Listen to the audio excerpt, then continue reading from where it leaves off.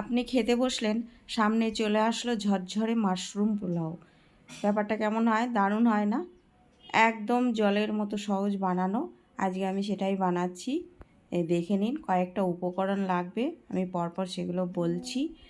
প্রথমে আমি এই যে মাশরুম নিয়ে নিয়েছি, বাসমতি চাল নিয়ে নিয়েছি ধুয়ে জল ঝরিয়ে, আর যেগুলো দিলাম পরপর আমি বলছি। প্রথমে কড়াই বসিয়ে দিলাম, তারপরে 2 টেবিল চামচ মতো সাদা তেলের মধ্যে 2 চামচ মতো ঘি দিয়ে গোটা গরম মশলা ফোড়ন দিয়েছি, আর 2টো পেঁয়াজ আমি হালকা ভেজে নেব।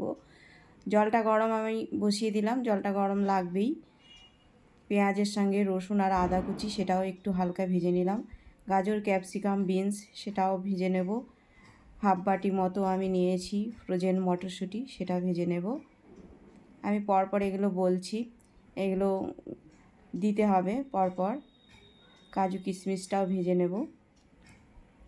তারপরে 5 থেকে 6 মিনিট মাশরুমগুলো আমি কেটে ধুয়ে রেখেছিলাম সেটা ভেজে নেব বেশ ভালো করে।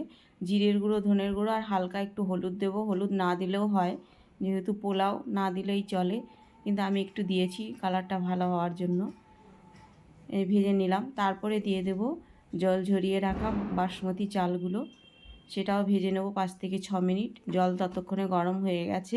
এবার আমি জলটা দিয়ে দেব। জল কিন্তু বেশি দেব না, আমি ঠিক যেরকম দিচ্ছি একটু আন্দাজ মতো সেরকমই দেবেন, মানে চালগুলো আর সবজিগুলো যাতে একটু ডোবে সেভাবেই। এই যে দিয়েছি, দিয়ে 5 থেকে 6 মিনিট প্রথমে আমি হতে দেব হাই ফ্লেমে। তারপরে নুন আর চিনিটা দেব। এতক্ষণ আমি নুন চিনি দিইনি, এবার দিলাম। এর মধ্যে আর একটু ঘি লাগলে আপনারা দিয়ে দিতে পারেন।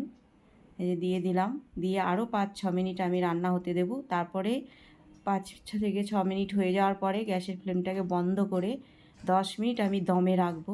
তাহলেই ব্যাস রেডি হয়ে গেল ঝরঝরে মাশরুম পোলাও।